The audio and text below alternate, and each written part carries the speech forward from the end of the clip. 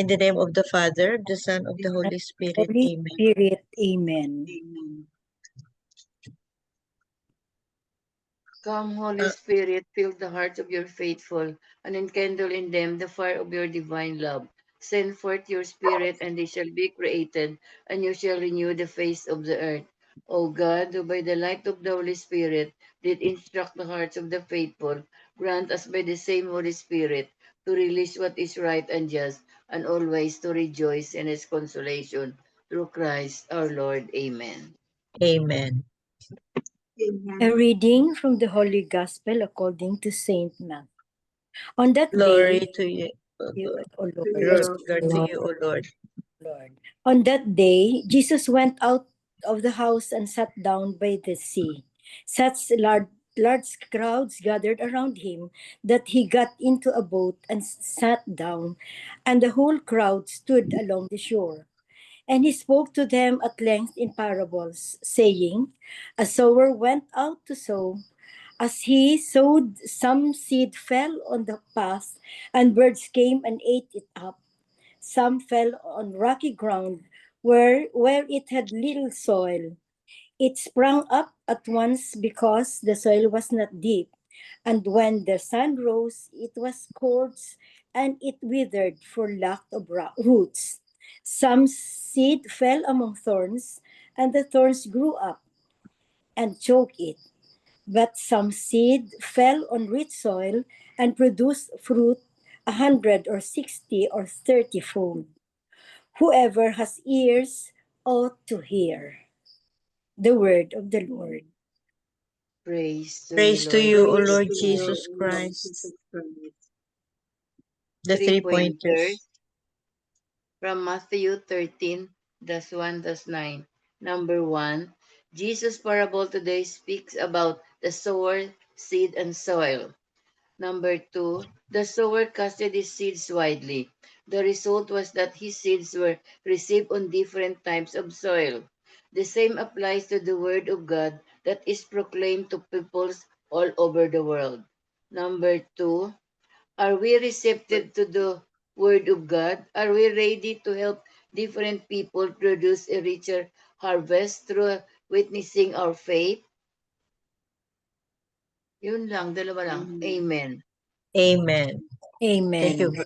Thank you very much, Tita Grace. So today's gospel is about the parable of the sower, no? So the sower is the word of God, no? Is Jesus, no?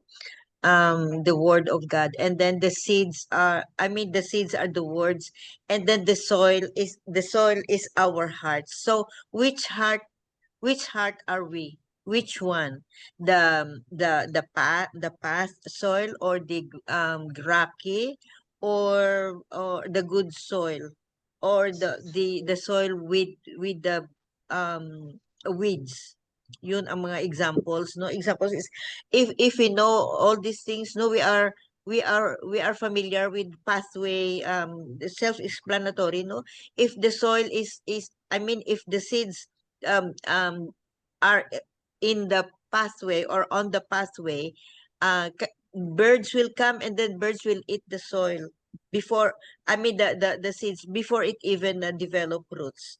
Tapos kung ang ground naman is with weeds, no, the soil the seeds could grow, but in times of trouble, just like the weeds, so in times of trouble, mamamatay ang seeds, ang plants, mamamatay sila. And then the other one is some rocky. They develop roots, but they don't develop that much, no, and then mamamatay sila. So yun. And then the good ground is, of course, self-explanatory, ang good ground, no. So which ang heart natin, no, when we hear the words of God, which are we? Is our heart a good soil, or rocky soil, or path, or good soil? Yun. It's very self-explanatory. And of course, we have to be a good soil, kasi kung good soil, we become fruitful, and we can with those fruits, no, we can always share with other people our fruits. Ang tricky dito is the tricky here is and the most challenging is with the weeds ba, ground with weeds. Kasi naka-grow na sana, naka-roots na, may roots na sana ang plants. Kaya lang choke sila because of the weeds. These weeds are challenges in life. Yun. If you are not strong enough, no? If you are not strong enough, talagang mamamatay ang plants na ito because of the weeds. That means na shallow ang shallow ang belief mo. Ang faith mo is very shallow. Na in times of trouble, mawawala. So, this is I think the most challenging sa situation natin in our modern life. So, sometimes maybe we become rocky, we become in the rocky soil or good soil or path or depende. Kasi may free will tayo. Pero the most challenging talaga is yung sa soil with the weeds. And let's always pray, no, na the words of God will be planted in our hearts, in our good soil, so that we can bear fruit, and those fruits we can always share. Yun naman ang Christian life, eh. Sharing, believing, and sharing His words. Amen. Amen. Amen. Tita San? I'm sharing the reflection of Father Jack. Jesus' parable of the sower is not simply about agricultural conditions. It is about the condition of the human heart. The word of God is the same for everyone, but not everyone receives it in the same way. The hardened heart may come from hurt or pride. The shallow faith may come from convenience or fear. The divided heart may come from a life overwhelmed by anxiety or ambition. But God never stops sowing. His word is scattered generously without judgment. This is grace. God keeps sowing even in the unlikeliest places, even in us.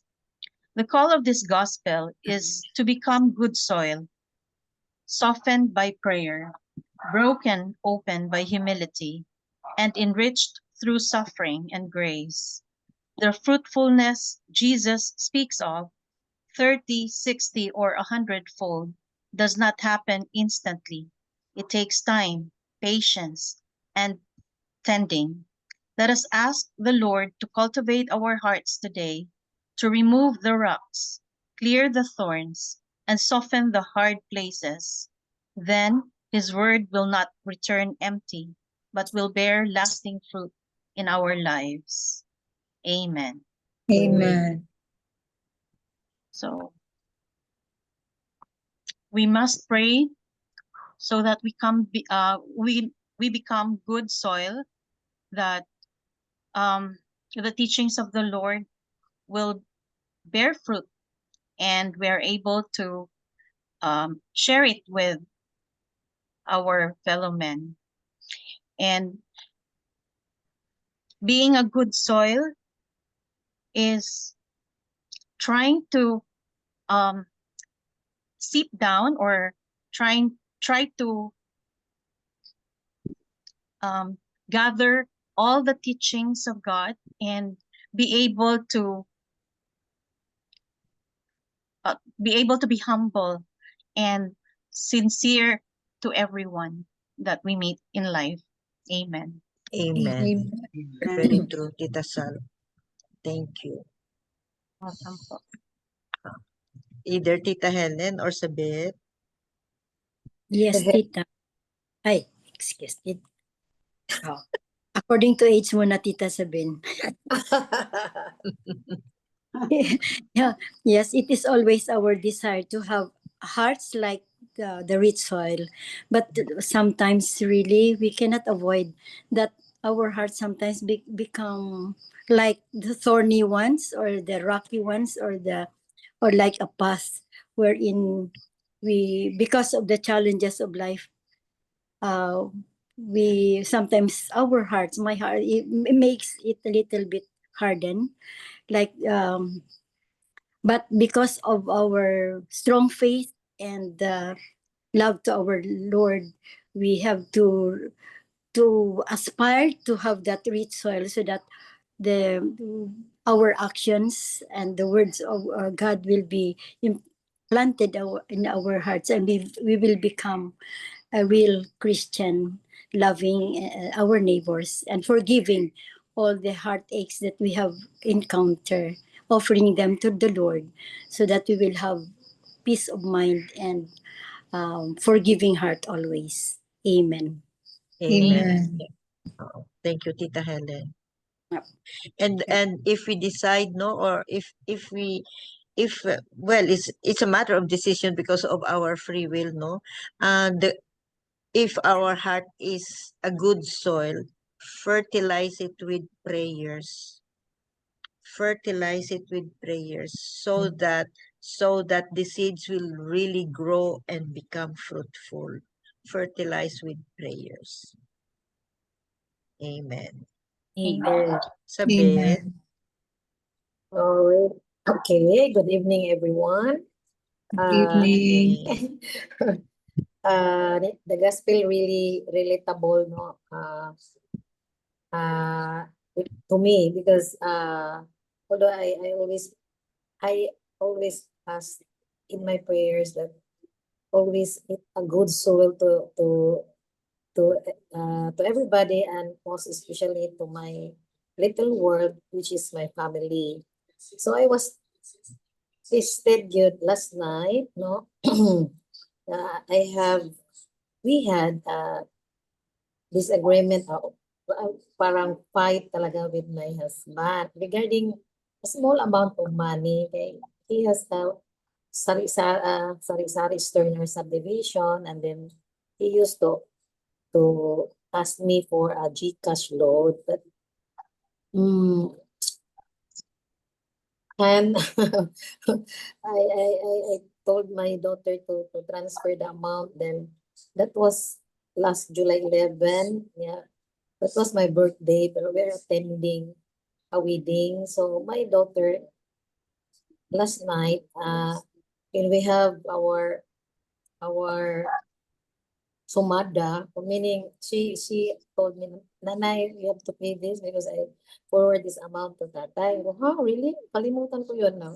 When I approached my husband, he got angry. So as human as I am, I also got angry. And we have mga words na is not good, no? Na bibig ko, nasabi ko, and because of what also he told me. So, yun lang, we ended up yun, not in good terms. So, yun, in the morning, hindi ako nagsimba kahit lang to have confession, no? During 12 noon in the CCTN sa Ayala, my church doon. And then I asked really forgiveness from him, but he refused to accept. So anyway, I just very on the go pa rin, going to going to my office and a lot of errands. But when my boss called me, I don't know, there is one unit manager under me called me na she will not go na in the office because she has a relationship problem with her secretary and her advisor. Ano naman, sabi ko sa sarili ko na kung ano ba yung nangyari, money na naman ang cost, no? Money, the incentive. So, nag-reflect ako, oh my God, grabe, no? Pag yun ang pinaano natin, no? Money, no? So, anyway, yung ko, boss, tumawag sa akin, DM, kayo na yung mag-reconcile, itanong mo, bakit may alitan doon sa office, ha? Kayo yung branch manager dyan, kayo yung mag-solve ng problem. So, yun, my heart so, very, parang, oh my God. So I really confessed that to the priest, that noon time, no? Nga, sabi ko nga, I have my own problem, and also having this responsibility of handling people, then I have to reconcile as what happened. So really helped me, the confession, because of what the priest said to me. And then yun, the gospel for today is good soil. So after hearing the side of the secretary towards towards her manager, so I don't want to also side her, because also the to be play safe lang.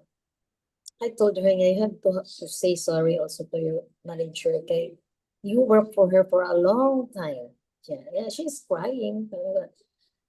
And so or it really just because of the incentives that your manager told you that she will not give. So the bottom line is money. And siya, yes, ma'am. Well, anyway, still, even though na-hurt ka, pwede kayong mag-ask ng forgiveness sa boss mo. Siya, marami siyang rasons, but this gospel really, really know if all the people has that good heart, no, na letting go, even though, sabi ko sa kanya, even though you feel na hindi fair ang ginawa ng UM mo, still you can ask forgiveness kasi boss mo siya. Then by her age now, she's already 76 years old, I think you have all the kuan good, the kuan nga you also understand her. Then siya, ma'am, yes, I called her many times and she will not answer me. So yan, I also pray for that manager na she will also be kanang have the heart na she will just yung forgiveness for the secretary and for that advisor na under sa kanya. Pero yun lang, we always want to have a healthy workplace, no? We always put God in our workplace. Pag meron tayong a good heart, no, or a good soil, no, maybe letting go lang just for the money. So yun lang na-share ko ngayon, because I am also very sad that the thing that I did last night really ruins the consequences of not having na our weekend. Nagplano na kami na we'll go to the Tabuelan for yung trabahante namin sa Kaykayan, our schedule pangaligo, no, with the hindi naman marami yung employees ko, but they look forward for every 6 dapat June, pero na July na ngayon, so hindi pa namin nakuha. Ngayon may problem. So yun lang, the consequence of having that bitang reactive, sometimes it will lead nga kayo rin ang magsasuffer. So paano ko to pero anyway, I'm praying because yun lang, sana yung forgiveness na hiningi ko sa husband ko, tanggapin niya. Kay kanang he is the one arranging our weekend pangaligo this Saturday and Sunday. Yun lang, the heart is so very not kanang stubbornness or pride, everything that's Pride. not from the Lord yun. Right, number one. Yun lang, I because after hearing the mass, a confusion, and then mass, so really yung kalooban ko nga, Lord, you will be done. Sana magtuloy lahat ang mga plano with my environment, my office, na there always God in the workplace. Thank you, that's all. Yeah, thank you, Sabit. You have a good heart. But sometimes The temptation to fight back. Temptation, yeah. Yeah. Tao lang tayo eh. Tao, Tao lang Yun tayo. talaga. Pero still, no, you recognize Mm-mm. your Right weakness, no? away. Oo, right away. You May recognize your weakness. yung ano ko, I may angel, went to parang, confession. parang may angel na sinisend si Lord kaninang umaga, yung ahente ko na lektor sa Lourdes Paris, sabi niya, ma'am, mayroon, nakashare ko sa kanya ito, nangyari siya, ma'am, no ma'am, huwag kang magpaano ha, kasi yung birthday mo, the feast of Saint Benedict yun. Saint Benedict is the saint of mga ano yun, mga Protection. Mga panulay. protection, yung mga panulay. So, Oo, Yeah. oo. huwag Oo. kang deliverance, sana yung Deliverance.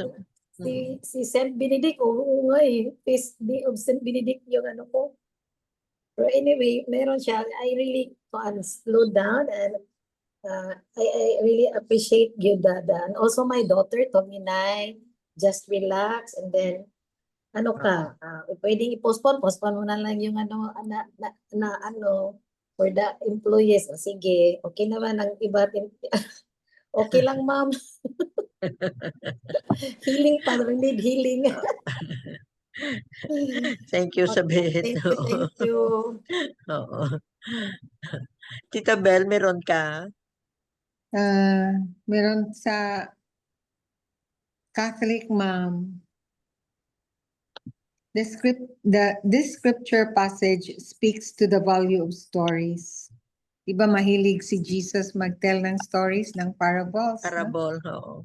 Jesus often taught in parables, simple stories that use people and images. His audience would be familiar with to teach a more profound truth. The disciples asked Jesus why he taught in this way. He explained that the wider population hadn't been granted the same gift of understanding that the disciples had been blessed with. Jesus needed to teach in parables so that they would comprehend this message. We can follow Jesus' example when we share the faith with our children. While there are exceptions, most children aren't interested in studying a list of rules of the Catholic faith or having a philosophical discussion of the reason for Christian ethics. However, they will listen to a story. There are wonderful children's Bibles for toddlers through teens that present the stories of Scripture. There are many versions of saint stories that provide heroic tales of virtue and help them inspire our children to want to live for Christ. Remember yung mga Bible stories na ngayon, animated na, no? Ganda Limited. para sa mga Oo. children. Oo. No? And also So, for adults. And for adults even, yeah, I'm kasi really simplified entertained by that, no? Yeah, oo. Simplified masyado. Jesus knew the power of a good story. We should harness that same power to share our faith with our children.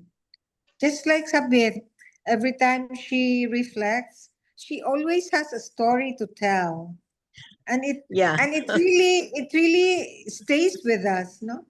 So have we used stories to help teach our children the faith? If not, how could we incorporate them in our lives? So again, the best story that we should tell will be our experiences in life, no? Witnessing. Witnessing, modeling. Mhm. Modeling. So just like the parable of the seed today in our gospel, and hopefully we should strive to make it our hearts, our soil to be the good soil, that the word of God will stay in our hearts, will stay in our lives, and we really act on it. We really relate to the gospel and not just listen to it, but act it out and walk the talk when we teach our children the values of our Catholic faith. Amen. Amen. Amen. Thank you very much, Tita Bell. So God really is encouraging us, no, na to be receptive to His words, no, to be receptive to His words, and have a cultivating heart, so that we are cultivating heart for discernment, for gifts of the Holy Spirit, open, no, open, and especially compassionate. Yun. We try to cultivate that every moment in our life, no? Cultivate our good soil in our hearts, so that Amen. because we become fruitful Yeah. and share these fruits to other people, those who Because need. primarily, that's our aim, no? To expand the kingdom of God, to Yeah. spread the word. Oo. We become hands and feet of God, of Jesus. Wala na siya dito eh. So, yun. Tayo na. So, tayo na, disciple na tayo. And we have no choice but to really act. Kasi because of our baptism, we become disciples. And we have responsibilities. Amen. Amen. So, any other short comment before the closing prayer? Beautiful gospel once again, no? Beautiful gospel.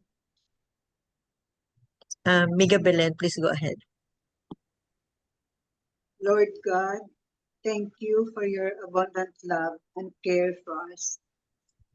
Fill us with your wisdom and compassion for others. May you bless us with your never-ending. In Jesus' name, amen. Amen. Amen. Amen. And all together, please, glory be to the Glory be to Father, the Father, to the the Son, Son, to the Holy the Holy Spirit, Spirit, as it as was it in the was in the beginning, is beginning, now, is and now, and ever ever shall shall be, be, world without without end. end. Amen.